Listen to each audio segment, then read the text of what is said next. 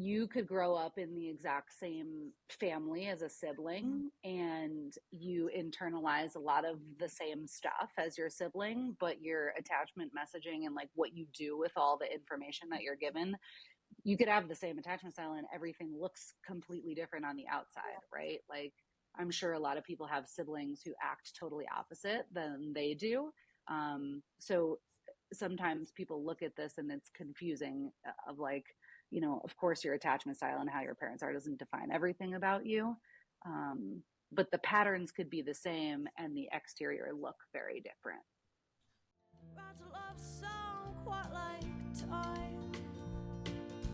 Welcome to Are We Happy Yet?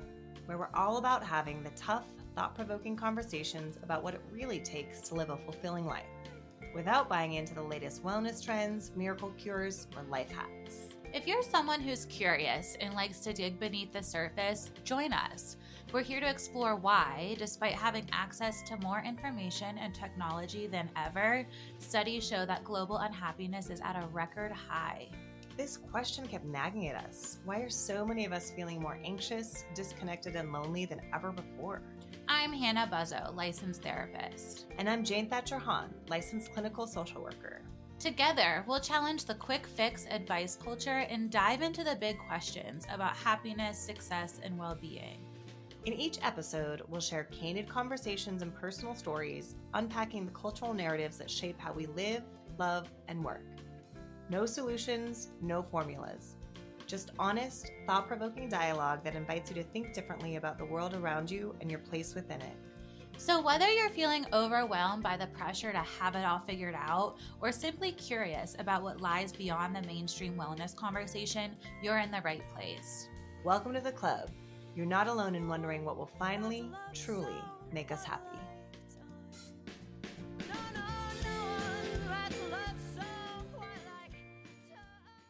Jane, do I have a guest for you today? I can't wait. Meet Sam Tramuta. Hi, Sam. Nice to meet you. Hey, Jane. Nice to meet you. So I have had three main mentors in my career as a therapist. My first one, literally the day after I graduated from my master's, Sam became my boss. And then I worked with her in a treatment center for Sam, 2 or 3 years until you left us and abandoned us. And then I went in a private practice, and Jane, you were my mentor there. Aww. So the only one we're missing is Marianne McCain. Hey, Marianne, if you're out there somewhere. But I'm actually, all jokes aside, truly honored. It feels like a full circle moment to have the two of you meet and be able to have this conversation. So I'm super jazzed. Like I said, Sam was my first supervisor and mentor right after I finished grad school. We worked in a addiction treatment center, and a really funny experience is addiction treatment is absolutely crazy. And on the first day that me and Sam worked together, we were tasked with furnishing a whole sober living house. And so we had to go to Costco and buy all this shit and do all this shit. I've never met this woman in my life. And then we're sitting in the Costco parking lot, and I look over at her, and I see on her phone, she has a screensaver of Mac Miller, the rapper, R.I.P.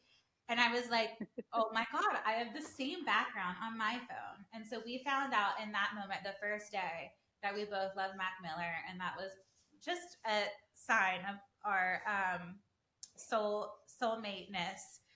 And yeah, Sam really has taught me everything I know about therapy, experiential therapy.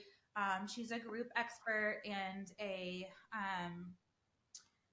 attachment expert. I've learned so much from Sam, and her expertise and knowledge will really come through on the podcast today.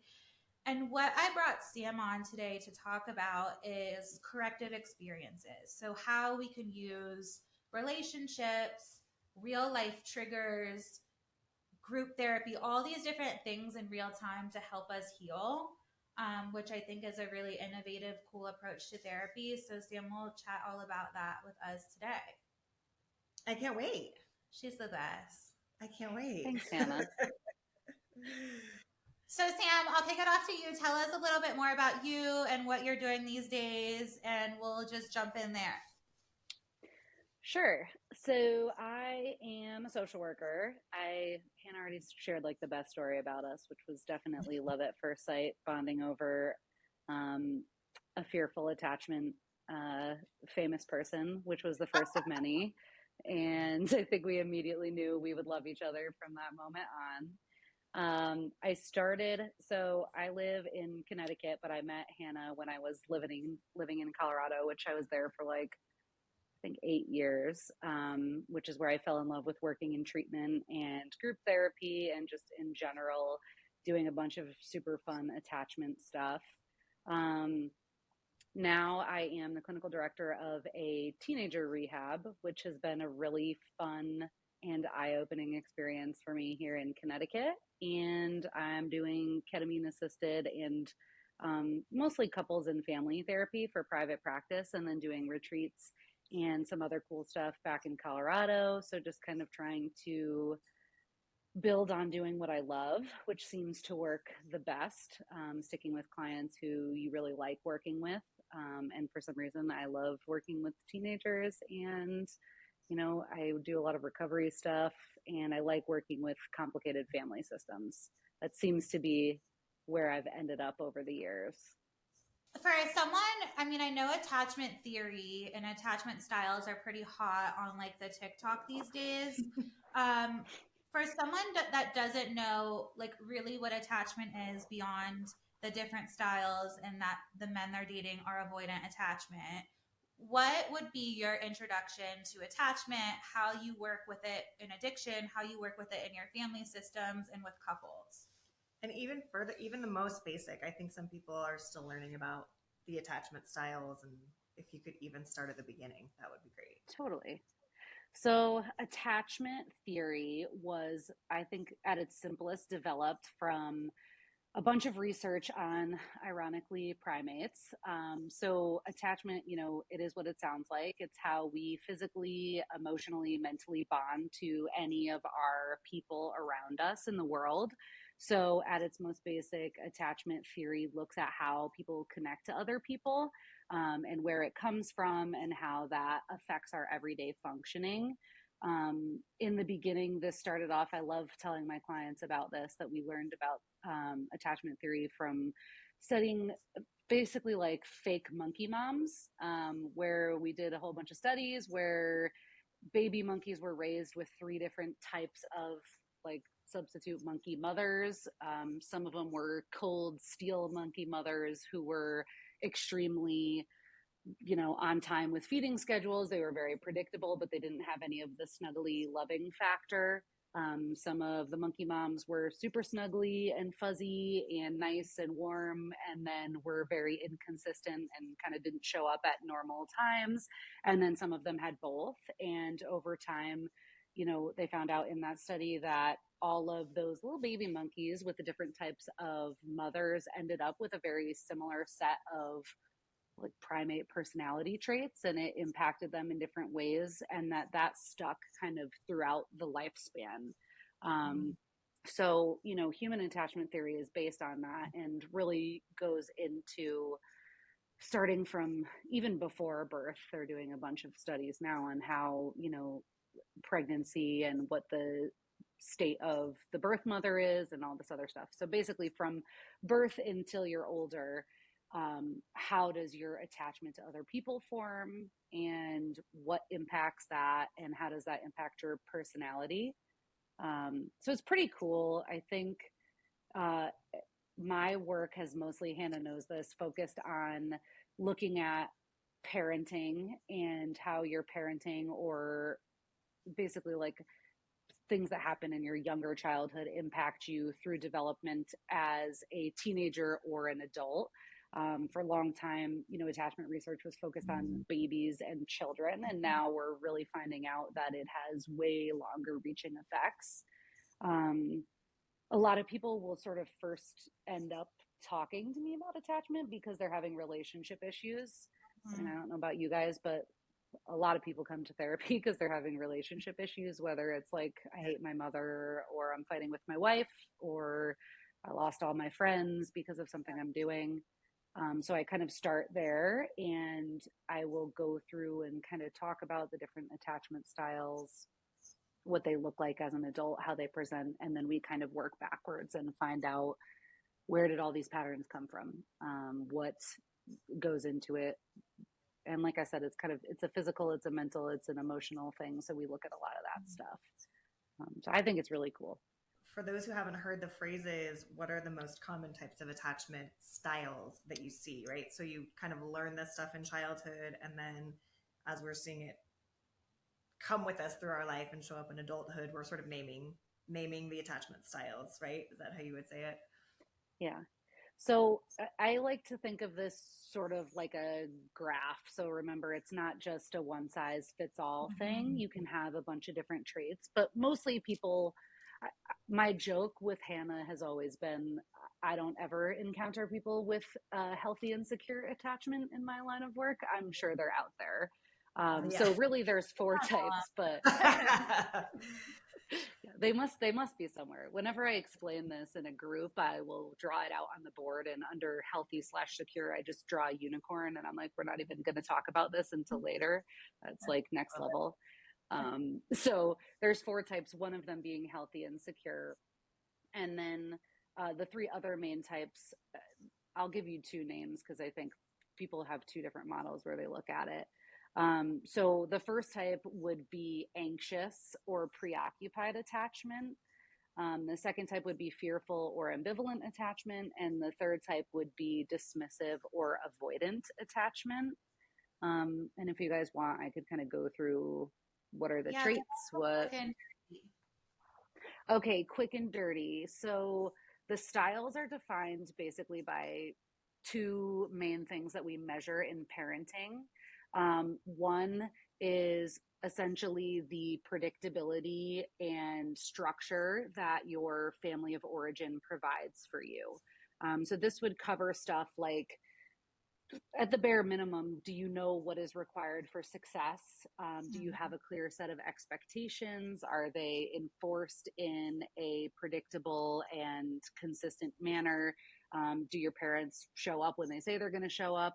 So it kind of is what it sounds like. How's the structure of your family of origin and taking care of your basic needs, stuff like that. And then the second thing is nurture. So for this, it's like the fuzziness of the monkey mom, right? So do they provide space for your emotions? Do your parents teach you what emotions are? Do they teach you that you are a worthwhile human being who, at your best or your worst, holds space in their life that's very precious? People hate that word, but I think that's like really what you're supposed to get from your family of origin, that you and all your beautiful messiness is precious to the family system and has space. So for each of the types, it's a different sort of family of origin system. So for preoccupied anxious attachment, this is a person who comes from a family that has a lot of structure, expectations, and does not have a lot of nurture. Families like this are typically like high achieving families who look good on the outside. Families who show their love more by engaging in like appointments, sports, doing stuff for their kids. They have expectations for what they achieve in school, if they have to be in sports teams, that kind of thing. But it's also family systems who typically, with normal conflict that would come with any family, they just don't talk about it. Big emotional stuff. This would be a family who they really rarely have the conversations about messy emotions. They don't really deal with emotional stuff. The kind of family who would teach their toddler who's having a meltdown to, breathe through it, calm down, don't be like that in public, those kind of things. Dismissive has high nurture and low structure. So those would be parents who outwardly are very, very like loving and approving of their child's emotions, very like sometimes inconsistently lovey-dovey, but they might be like they shower affection and praise on their son for their entire life, and the son ends up running the household, and they don't have consistency in the structure. So that doesn't mean that they don't have any boundaries ever, but it means they're not consistently upheld. So, which maybe we could talk about that after, depending how much you want to know. But so that's almost the complete opposite. That has a high nurture, low structure. Because both of those elements end up translating to how you see yourself and other people in the world. So if you're in a high structure household, this is why they say, you know, kids love boundaries, right? What you learn from having a structured household is that other people are trustworthy, they're dependable, they're overall a positive force in your life. And then what you learn from the nurture piece is your own self-worth. So if you're a preoccupied, anxious attachment and you have a very structured household, you learn that everybody else around me is good at their core. And then the nurture is low. So you learn that I'm not that worthwhile at my core. So other people are better than me, kind of. This is the whole why I wanted to have you on, is like so much of the conversation that I hear around attachment is just like so wrong. Don't you see that, Sam? I mean, I don't know if I'm the one who decides if it's right or wrong, but I think people have a lot of different ideas about it for sure. Yeah. Well, and if if you're doing a lot of TikTok therapy or you're doing a lot of social media information gathering, trying to understand your relationships and attachments, it's easy to get some misleading information about these things, right?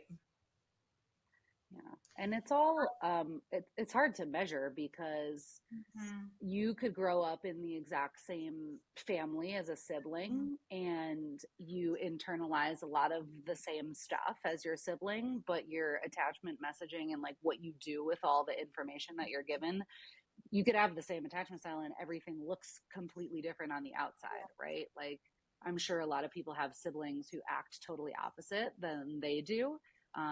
So sometimes people look at this and it's confusing of like, you know, of course your attachment style and how your parents are doesn't define everything about you. But the patterns could be the same and the exterior look very different. Can you give us an example of that? Yeah. Let's see. Do you care what style we give an example of? No. Okay. I mean, I'll do a quick, I think I'm biased. I think fearful ambivalent is always the most interesting to look at. So maybe I'll give like a quick rundown of that and how different it could look. Yeah. So, okay.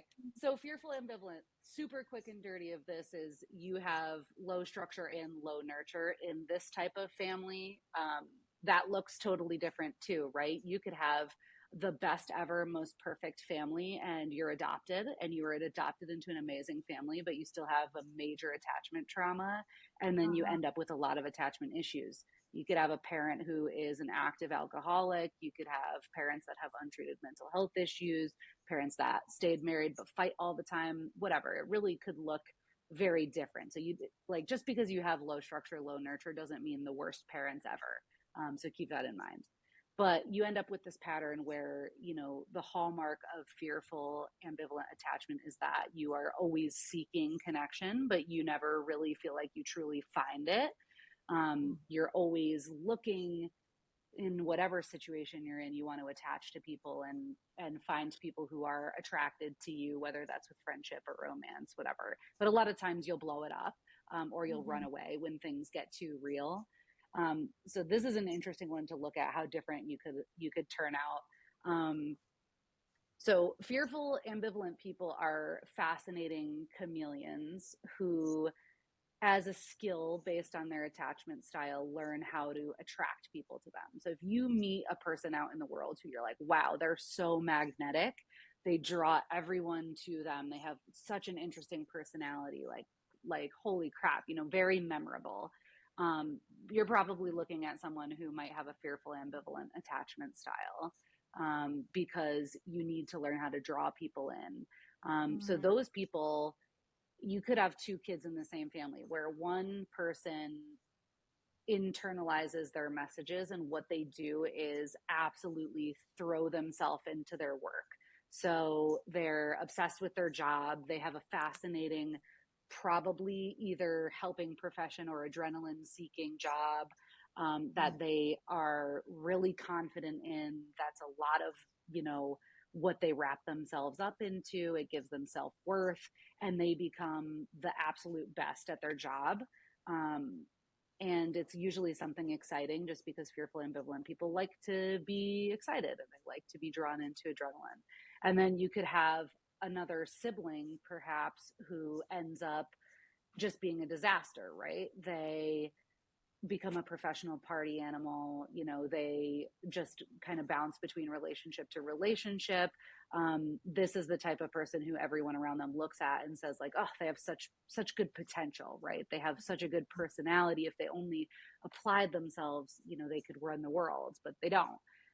So that person kind of gets stuck, maybe a failure to launch type, maybe somebody who goes to college but then just kind of like loses steam and parties, and that's kind of where they go. And then the other person like hits the ground running and is obsessed with their job forever.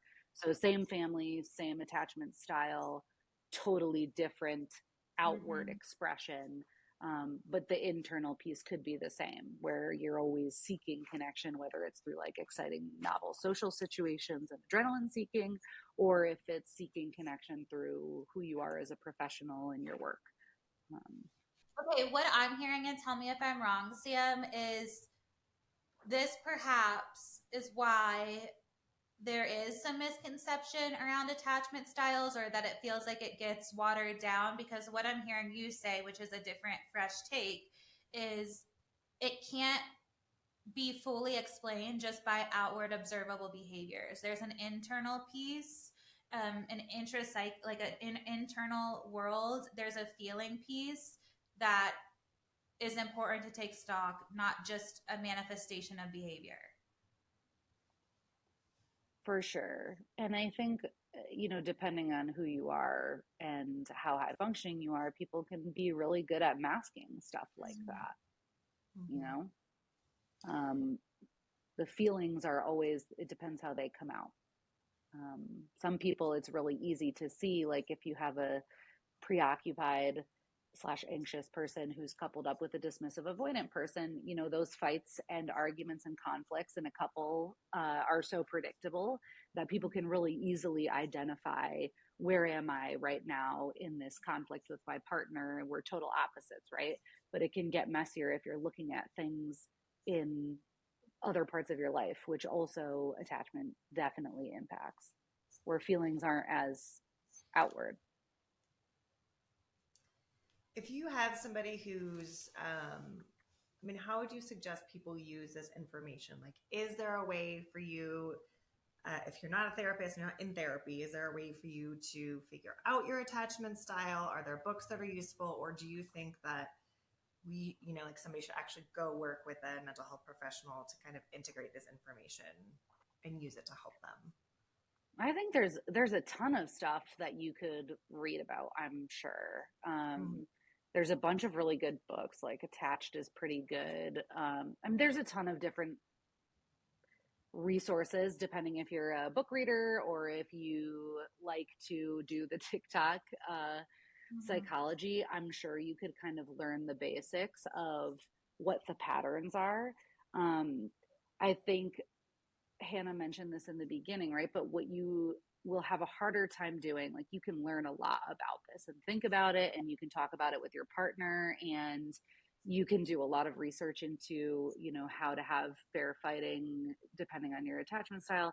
But what Hannah mentioned with the corrective experience, that's something that typically is harder to get unless you are, like, if you're not working with a therapist or someone who gets it. So some of the healing can be done in a bunch of different ways that you can do on your own, but some of it is easier to achieve, I would say, if you're with a therapist and you have help with that kind of thing. And that's what I always say to my clients is like, you don't exist in a silo, right? So this relational pattern, sure, there are some things you can go and read and figure out and heal on your own, but like some of this healing also happens in relationship and in experience. You can't avoid that, right?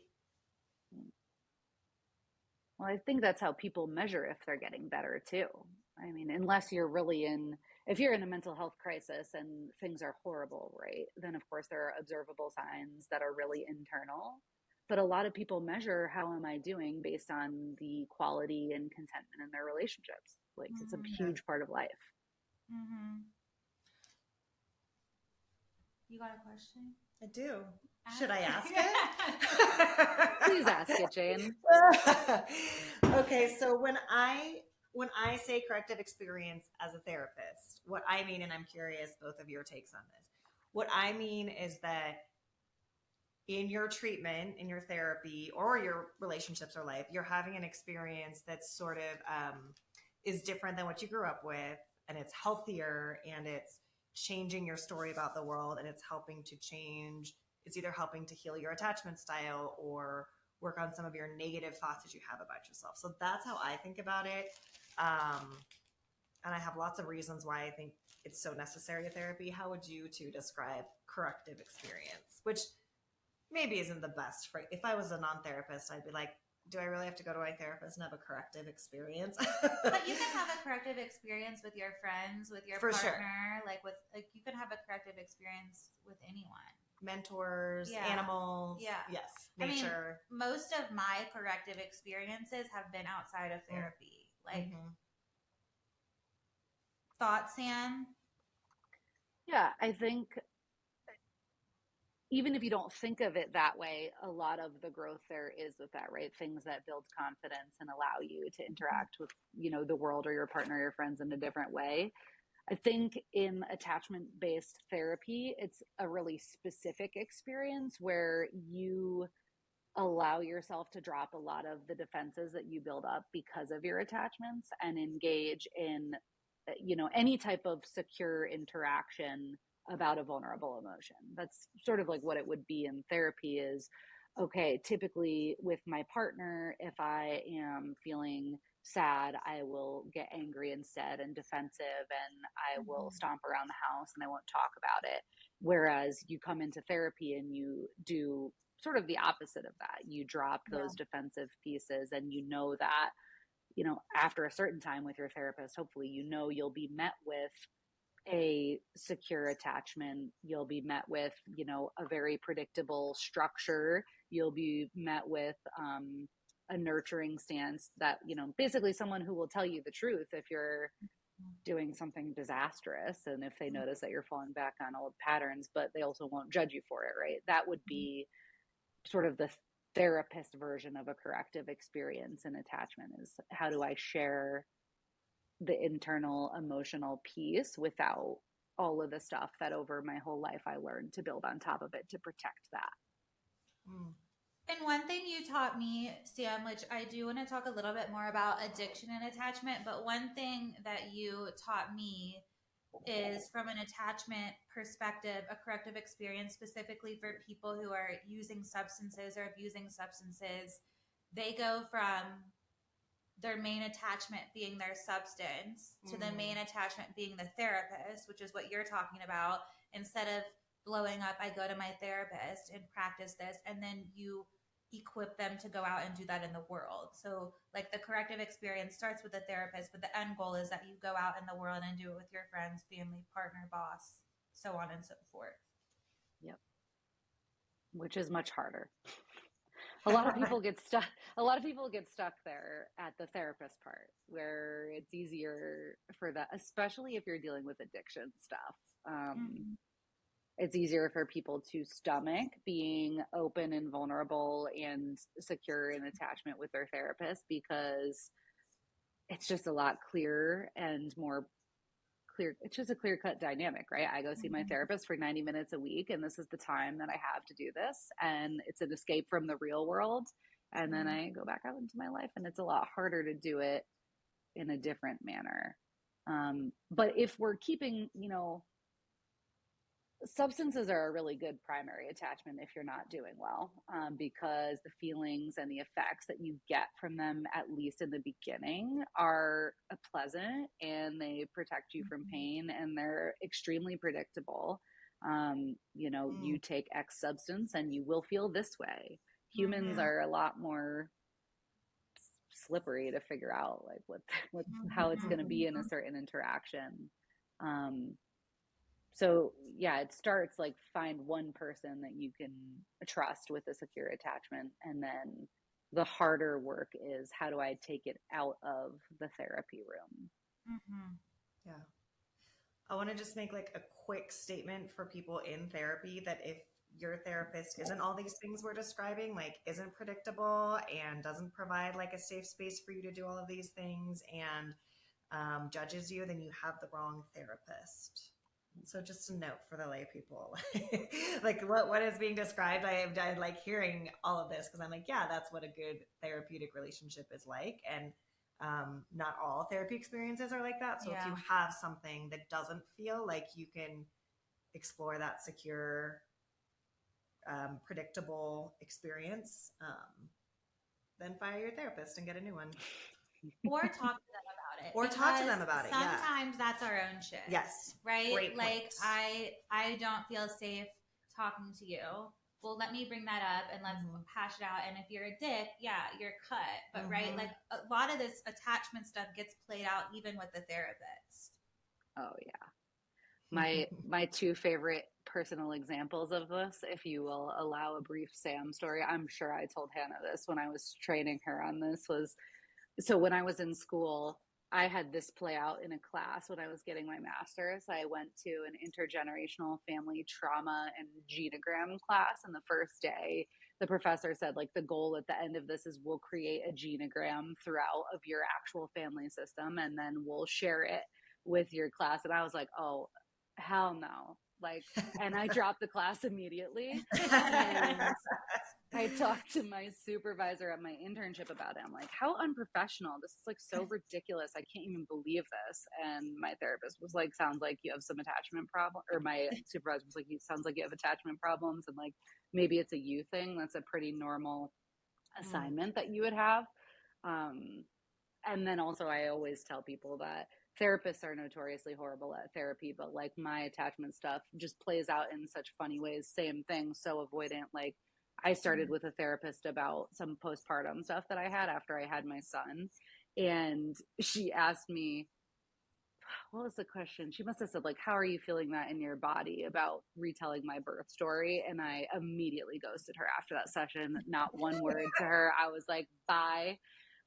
Which would be two good examples of like totally cut off attachment problems that can play out in therapy that are not them, right? Like the assignment was fine, and asking how are you feeling in your body about telling a traumatic birth story is pretty basic, but in my mind I'm like, nope, can't trust them. So the takeaway is if you're feeling a certain way with your therapist, have a conversation with them about it. Unless they're like blatantly an ass, right? Like unless they're constantly late, they're taking your sessions from the car, they're like drinking while they're doing session. Like I don't know, I've heard some crazy ass shit. So those I would say immediate cut. Yeah. The other stuff, it just is a really great opportunity to heal some of this stuff. Potentially. Yeah. And practice. Yeah. Yeah. Okay, speaking of healing, Sam, one thing I want you to talk about is just like, I think again, attachment too. And maybe I just think this because it's like the water that I swim in. But when I see some stuff about attachment, it's like, I want to heal my attachment. I want to heal my attachment. I want to heal my attachment, meaning that they like don't want to feel any discomfort in a relationship or like get rid of their attachment strategy. And can you just talk about how like healing attachment doesn't mean that you don't cut off ever or that you don't stonewall ever? Can you just talk about what healing attachment actually means? Yeah.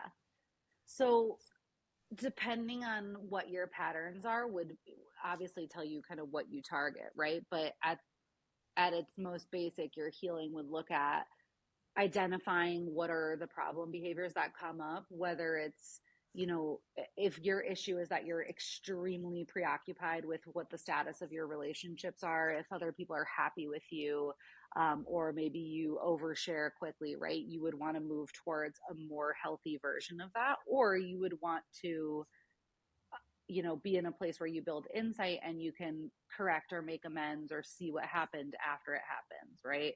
So you say, in fights, my attachment stuff is that I call my partner 700 times and I have a real problem with giving them space.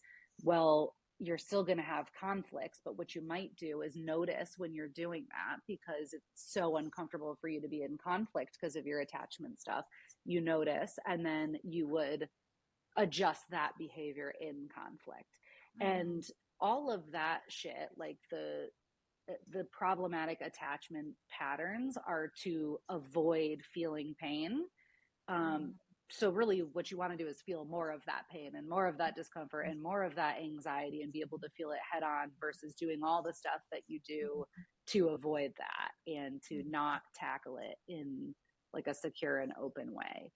So you're not going to be like sadder all the time. You don't want to fight more, but you want to be able to be in a place where you can feel how scary it is to be attached to someone and have to trust them and have to be in a conflict with them, and know that like we have to work through this, and you can feel it without, distracting yourself or escaping with all of those sideways things. Sometimes it feels worse in the beginning when you have to do that, for sure. I love that. And one of the things we talk about a lot on the podcast is developing a capacity to feel actually more pain, right? And to sit more with discomfort and this culture's obsession with being comfortable and running away from things and numbing things out and avoiding things. And that ironically, happier or more fulfilling life would probably include more willingness to sink in with the things that are painful and scary and unpredictable in those ways. Yeah. Those are my favorite clients to work with. Those are my people. I think that's why I just love working with fearful ambivalent attachment, because they're master escapers. But yeah, it's like, it can look so different for every person how they get away from those unpleasant feelings. I guess that's kind of what I was sharing earlier, that like, you can use work, you can use drugs and alcohol, you can use relationship stuff, drama. There's so many things that you can get into that will keep you from sitting in something uncomfortable. But it's so crazy. I think that's like the best thing. If any therapist, I'm sure you guys have been there, when you finally sit with someone and they're able to have like a quiet moment where they let themselves cry or just like feel fucked up about whatever it is. Those moments are so just powerful. That's a corrective bonding attachment experience.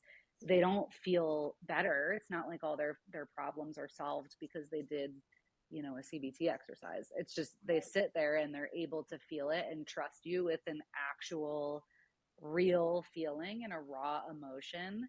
And then it's sort of funny, like a lot of times I've been in those moments as a therapist and been like, oh shit, like I don't have anything to say. And that's great. Good. You don't need to say anything. Like they trust you already. Be there with them. But it is really noticeable, I think, because it's like sometimes you don't have words for those, and you're in your body and you feel connected and you let yourself get those things. Like the best sessions.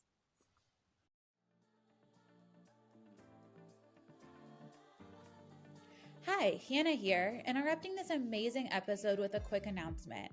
I'm so excited to be facilitating a robust, impactful couples psychedelic therapy retreat this March 13th through 16th in the mountains of beautiful Colorado.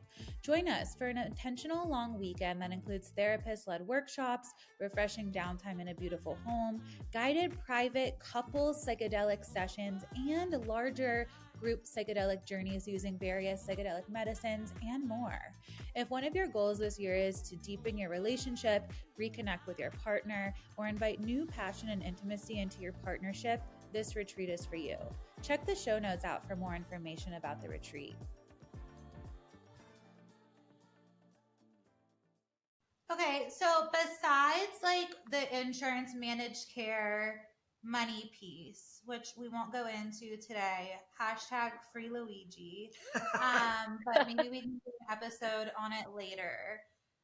Why is worksheet CBT thought stopping therapy the most popular, and like this type of therapy can be seen as too intense, weird. Like, obviously, I'm biased, but I think this is what works. There is research to back it up. Why is this not the norm? Why is the norm like thought stopping CBT worksheet therapy? I mean, well, there's a lot of reasons for that. I would say there's, people like things that they have a predictable outcome. You can look at it, you can buy a self help workbook, you have things that you can really work through, and there's a very concrete beginning, middle, and end, I think, to a lot of CBT Yeah. work for each problem. And also, like, I love CBT. I do CBT all the time in a much different manner, I would say, than, but I'll do like chain analysis on stuff. I'll do, let's map out what your facts are about the feelings. I think all that's really important, but people like CBT because it is a very visible answer to a problem. You Mm-hmm. have these Yeah. cognitive distortions, reframe them into something more helpful for your Mm-hmm. life. That is very neat. Sit Mm-hmm. in a room with your therapist and cry for a minute in a vulnerable way, and then also practice that and notice how your nervous system changes and do it with all of your relationships. Doesn't seem, it's a lot messier, Yeah. unpleasant, harder in some ways. It's just not as neat, I think. I And don't know. I agree with that. And I think for those who don't know, CBT stands for cognitive behavioral therapy. And it's very, like it all happens cognitively, right? It all happens in your brain. Is that how you guys would describe it? So it's all about, identifying your feelings, identifying your thoughts in a cognitive way and confronting them or trying to challenge them or Mm-hmm. change them. There's lots of worksheets, there's lots of homework. I think that the Western medical complex likes it because, as you were saying, Sam, it's very predictable, beginning, middle, and end. It's like a treatment that fits into, an Mm-hmm. insurance world, right?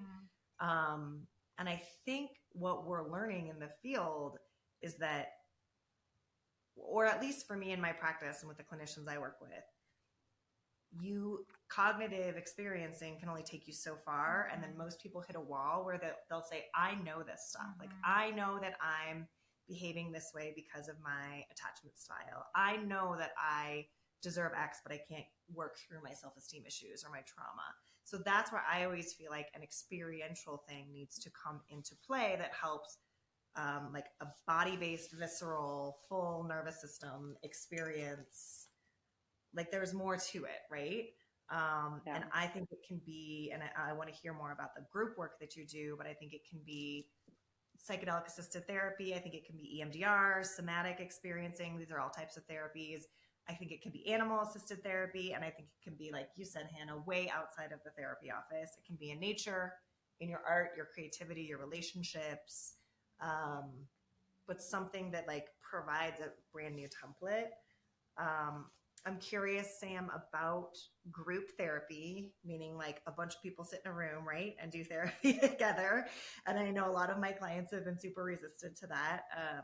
Can you talk to your experience as a group therapist? Why you think it's useful? Who it's useful for? Yeah. I love groups. So I know you said you're biased. I'm biased too. I think so. Best thing about group therapy is you have, say you sit in a room with 10 people in a group, you have 9 mirrors to look at yourself and your attachment patterns and how this stuff plays out with different types of people in your life and what kind of stuff comes up for you. When I think about the power of group therapy, most of it's also attachment based. Think about what we said before, right? You start with a therapist and then you want to branch out to your real life. This is sort of like an in between step where you can trust your therapist, you can trust your 9 group members, talking about a vulnerable, real experience, and you can trust that maybe they'll show up with a secure attachment and they'll make space for you and meet you in that manner, and maybe they won't, and then you have to learn how to trust that you can handle it if they don't Mm-hmm. meet you with a secure attachment in that group space. um, it can be really hard. People hate group therapy or are resistant to it because of all of those defenses that come up around other people, Yeah. and like how much shit it brings up about you. Like, how much space do I deserve to take up in a group? Are my problems as bad as? Are they worse than other people's? Are they going to judge me? Like, it's hard. It's really hard. That's why I know, I'm sure we'll talk a little bit about this, but like doing a combo where there's group therapy and some sort of experiential piece. Like currently, I've really been working a lot on doing psychedelic assisted group therapy and working through that kind of thing because of just the physical piece of how that changes your interaction in a group dynamic of people. But yeah, people are resistant because it's difficult and unpleasant and challenging. In my mind, I also do group therapy with a lot of those kind of like evidence-based practices. I'll teach clients sometimes some CBT stuff and talk about real life, but I always go into every group thinking the most important piece is the attachment. And I don't really care even what you talk about in group. Honestly, it's more how you talk about it and push yourself. That's why I like group. It's interesting and fun and hard and weird to do that. What have you been finding? You've been incorporating psychedelics into your group work. What have you been finding? What are the benefits? What's it like? Give us some info on that. Yeah. So why I decided to get into psychedelic assisted psychotherapy, because I am a science nerd in a lot of ways, even though attachment theory sounds like it's kind of like woo woo hippy dippy. I think all of those things always have backing in science, and the research supports that as well, as far as like your brain and your body and all of your hormones are what forms attachments and gives all of your emotions rise. So I started thinking a lot about like, all right, you know, this stuff, attachment is based in the brain, and it's hard to rewire your brain, and it's hard to practice those patterns because of how used to your same stuff you get in like a biological level. And so, for example, like ketamine assisted psychotherapy is mostly what I use. And the premise was it helps your brain essentially build new neural pathways, right? You learn more in the way that a younger child would learn because of all this stuff that happens in your brain, and then you can build different patterns. So I got into it because of that. It's fascinating to think about biologically, if you had more of an opportunity to create patterns instead of stay stuck in old ones, like what would that look like? So really that's the best part of it, is that you get a lot more biological physical capability to try out and make new patterns successful in your interactions and your attachments. I also think, though, honestly, there's a huge benefit too of doing group therapy with psychedelics, just because it's a novel experience and it's an escape from your typical defenses. It's a way to experience emotional stuff in a different state than you typically would. And anytime you do that, you're pushing yourself from those same old, like well-worn defensive patterns. So you work outside of your private practice in a rehab for teens. And so I can imagine that at that stage of development, a lot of their attachment stuff is developing, especially in groups and peers, self-worth, and they're dealing with a substance use piece. So where do you see the interactions between attachment and addiction and substance use? What are the overlaps? What are some things that you've noticed in that department? Love this question. I have been thinking about this a lot. It's a great question. Why? Because you have a million kids? Well, that, of course, I think I'm constantly nervous about my parenting and feeling like I'm messing my kids up every day, basically. But no, so teenagers have, because Hannah keeps going at like a million. I have 3. It feels like a million. I was picturing like 7 You were. or 12 or Oh something. God, no. Three's a lot for me if you knew me, Jane. It seems like I shouldn't have that many, but I have I have 0 kids, so 3 is a lot to me. 1 is yeah, a lot to me, period. Yeah. they are cool though. And my son's a Leo, so Yeah. Oh, Leo, perfect. He's Pisces, definitely. Scorpio. Okay, anyway, so I've been thinking about this a lot. So teenagers, like I said, they're new to me. So this is relatively new. I've been doing this for 4 years, but it still feels like just fascinating every day. Um, so I used to work with a lot of younger adult clients. Typically, I usually end up working with males, but not always. So I would get like the 18 and 19 to 25-year olds who had been sucked into pretty serious, like heavy drug addiction. Generally, that was kind of my zone.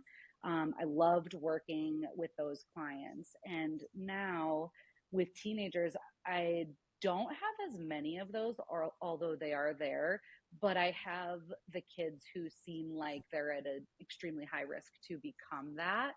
And with teenagers, I'm getting a fascinating view into how addiction is playing into their attachment stuff because they're so fresh and searching for their identity and how they make friends and where they fit in, especially with kids now who have all gotten totally messed up from COVID. Like their social development has just been generally disastrous. Like they'll miss their entire middle school in because they were at home doing distance learning for COVID, and then they come back, they didn't have seventh and eighth grade, and all of a sudden they're just dropped into freshman year of high school, and they missed so much critical development that I hear from almost everyone something that happens with them attachment wise is they don't know how to make friends. They feel really socially awkward and weird, or they feel like they don't fit in with anyone, which, that is a quintessential teenage experience for everybody, whether they have addiction or not. And then they start having these immediate bonds over substance use, and it helps their social anxiety. It gives them something to talk about. It gives them like really an identity that they didn't have before. Like so many kids will say, I was bullied and I felt really weird and I was the annoying kid when I was in middle school, especially boys with ADHD, right? They're like the class clown and everyone thinks they're weird when they're younger, and they start bonding and getting this whole new renewed sense of confidence that they're the kid that has the cart that they bring to school every day. And then people start really liking them and they build on that, and it becomes truly like just like a workaholic who throws themselves into their job. It becomes just like that. Like this is me now, and this is what I have to offer people. It's such a quick identity builder in high school and a quick friendship maker that they can kind of have this whole thing they present to the world.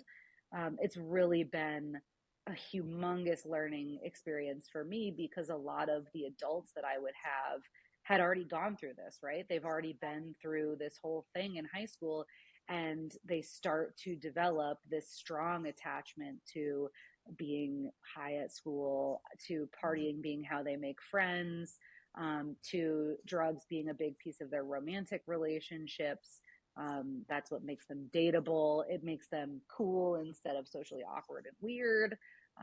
And it just develops and becomes so much stronger and more dangerous the older they get. It's been like really mind blowing just because I know, thinking back on all the adult clients I had in the past, like, wow, this is how they ended up like this, like strongly. And it's so tied in with making friendships, and even like the hormones are so crazy with teenagers that dating feels so intense in high school, even though as you age, you realize like probably it's more casual, right? But all these things are happening, and it's amplified by a million because they have phones and social media and constant communication and texting, and their fights are huge compared to, all I can say is thank God I didn't grow up in this day and age. I feel really bad for the kids, but it is like a wild kind of like microscopic look into what develops into longer term addiction and attachment issues, and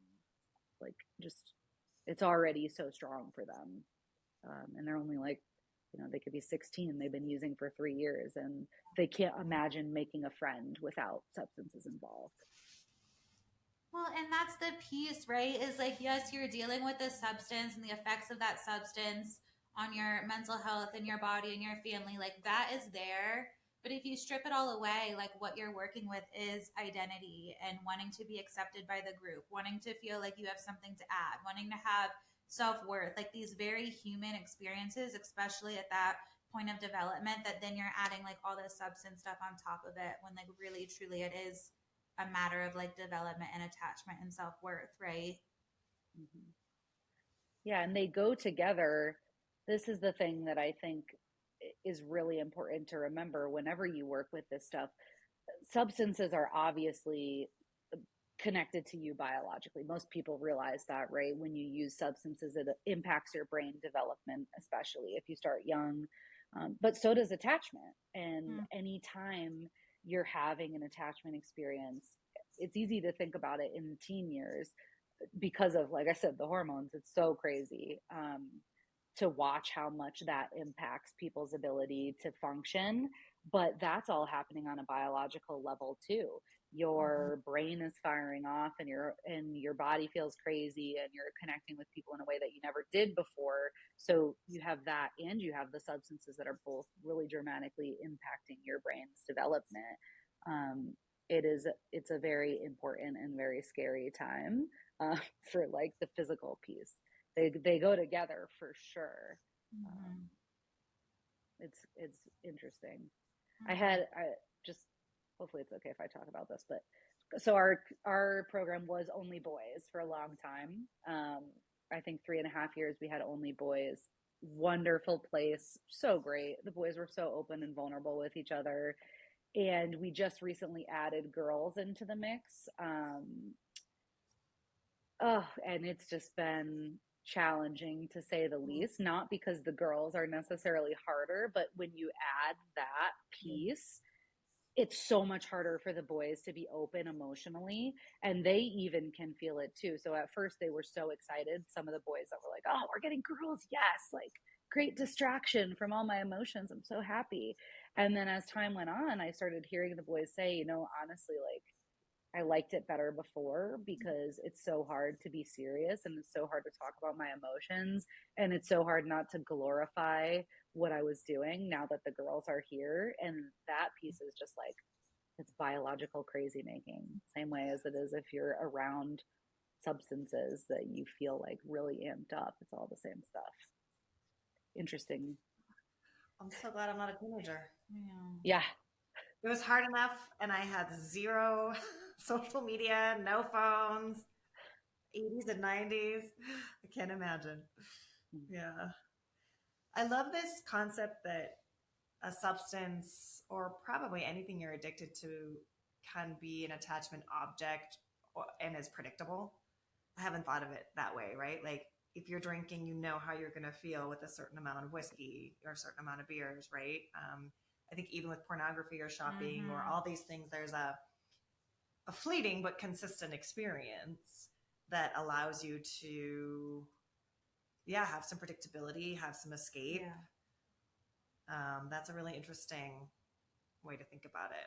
I like that. That's the Sam effect, baby. It changes everything Sam. for you.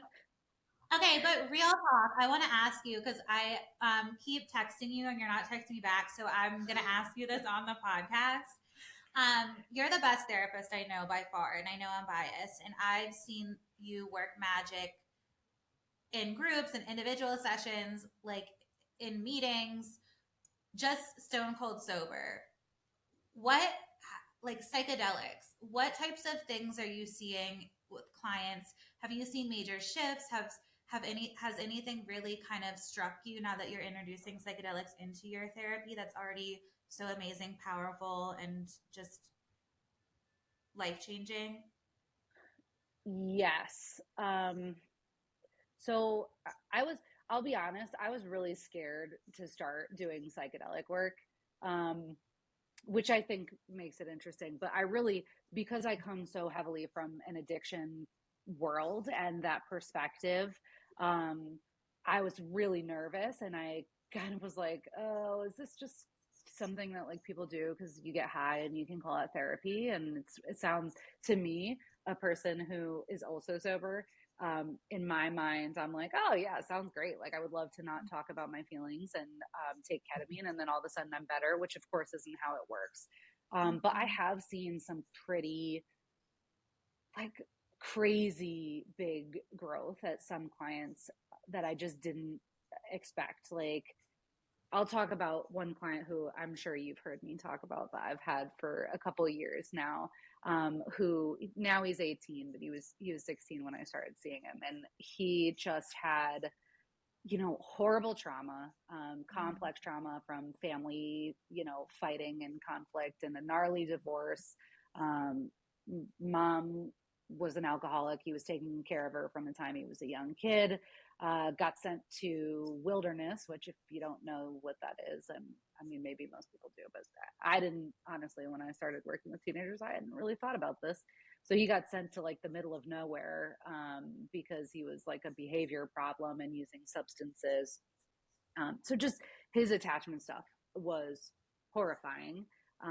He was so uncomfortable with his vulnerable emotions that anytime we would push into something that was like any sort of childhood stuff, any sort of really vulnerable emotion, if he would get close to crying, right, he would immediately snap and he'd get pissed, punch holes in walls, literally physically run away. It was just so hard. And anytime we talked about triggering stuff like that, he would immediately go into this super predictable, like shut down, anger, avoidant, like cut his mom off for, must have been like, I don't even know, a year and a half. And he started doing some ketamine assisted work, and it was crazy, the difference. This is also a kid who, psych meds for him didn't really work because most of his stuff was trauma based. And also, if you ever suggested that perhaps he was depressed, he probably would have quit therapy. So we didn't ever go that direction. But he started doing this, and it was like almost like he didn't really understand why things were getting better, where he was able to go from like honestly only being able to have like sexual romantic relationships with no attachment, right? Wouldn't even dream of trusting someone in a romantic partnership. um Never accepted apologies. Like if you crossed him, you were done forever. Not talking to his mom, no communication with his dad.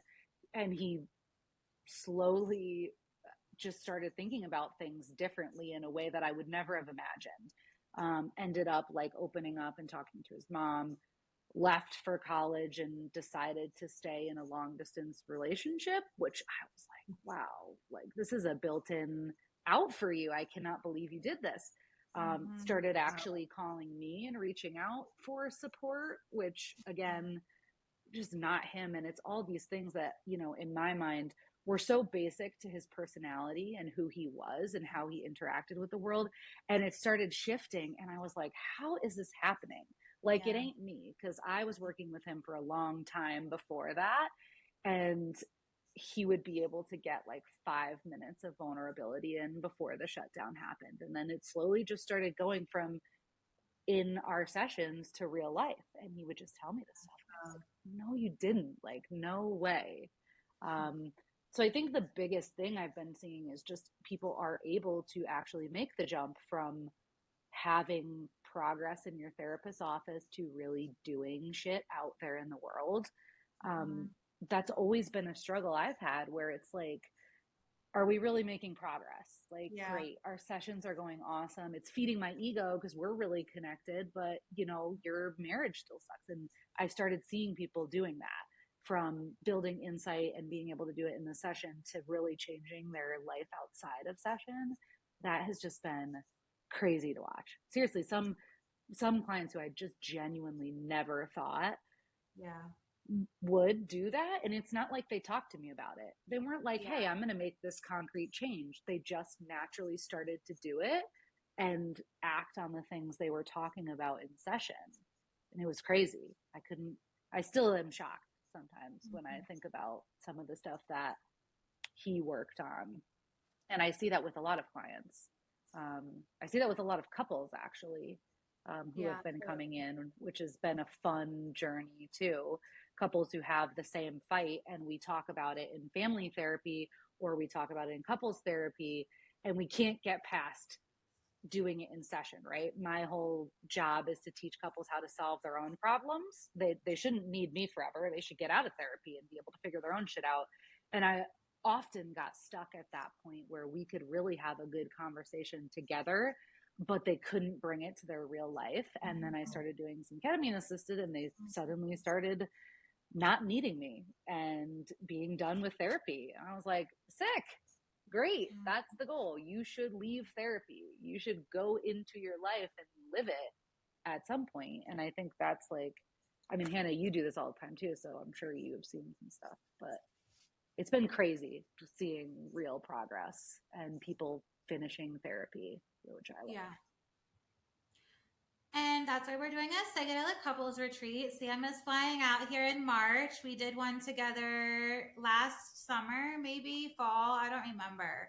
But yeah, we have another retreat coming up this time for couples because of everything we're saying. So we'll have more info on that in the show notes. But yeah, I think everything you're saying, I've seen the same in individuals and couples. It's just been so transformative for sure. So if someone wants to come to your retreat, they're going to get both you and Sam. And some medicine. Amazing. Yeah. Mm-hmm. It's a fun And you'll duo. get Mandy, our friend Mandy, who she's cool too. So she's going to be on the podcast. You really get a bang for your buck. Yeah. Yeah, it's going to be fun. It's cool. It's nice when people actually get better. Yeah, it Sometimes is. rare, I think, here. Hard. Well, Sam, this has been an amazing conversation. We have been wrapping up all of our interviews in 2025 with this question. Do you want to ask it? No, you ask. Okay. You're better at asking it. I'm nervous. Don't be nervous. I can't wait for your answer. Oh, now maybe you should be nervous. Lots of pressure. Just kidding. The question is, what have you been told as a kid throughout your life, through the culture, family, society? What have you been told will make you happy that actually turned out to not be the thing that made you happy? Or what were you told would create a good life, and then you realize that's not actually what led to a good life? That is a good question. I feel like there's a lot of options for this. You can go list form. You can pick one. Also, how much go ahead. Sorry, what?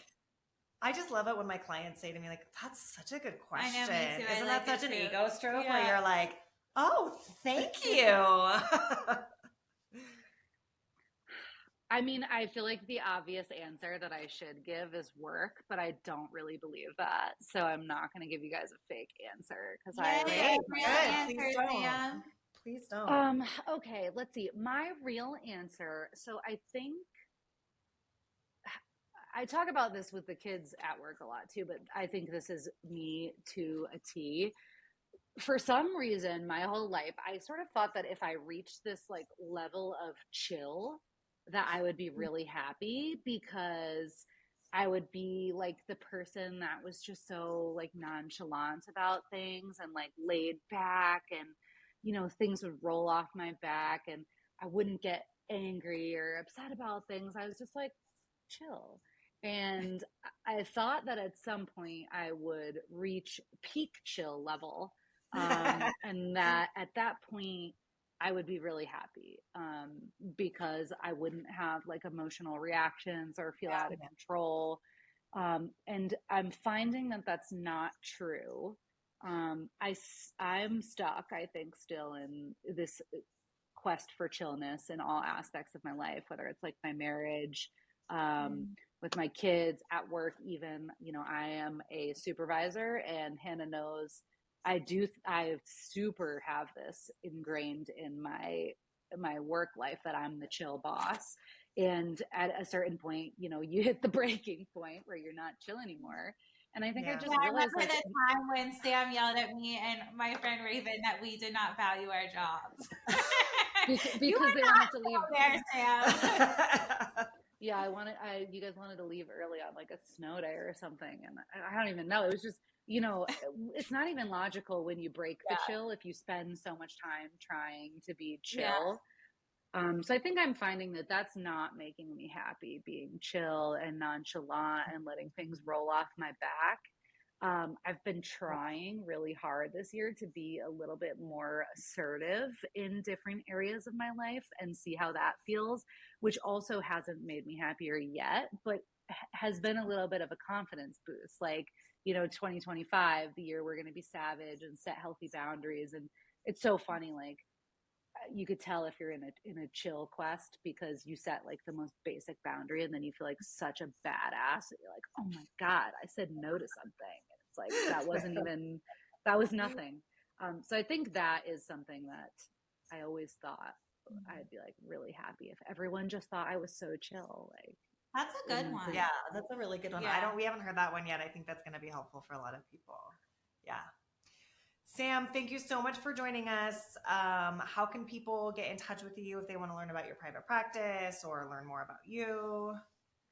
I think probably my website's easier. It's highergroundct.com.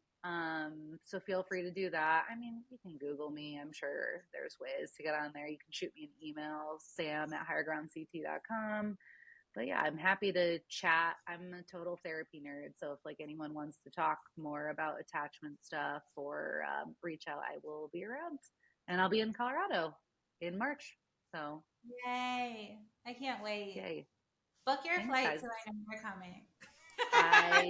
I booked them. I'm coming. I can't wait to see you. I know. Okay, thanks Sam for doing this. I love you so much. Thanks, guys. I love you too. Bye. This was really fun.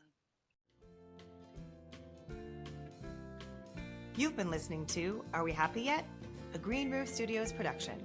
This episode was recorded and produced by Hannah Buzzo and Jane Thatcher Hahn. If you enjoyed this episode, we'd love for you to rate, review, subscribe, and share it with someone you care about. Your support helps us reach more listeners. And for every rating and review on Apple Podcasts or Spotify, we're donating to a charity connected to one of our guests. Check the show notes for more details on this month's featured charity. Thanks for listening. See you next time.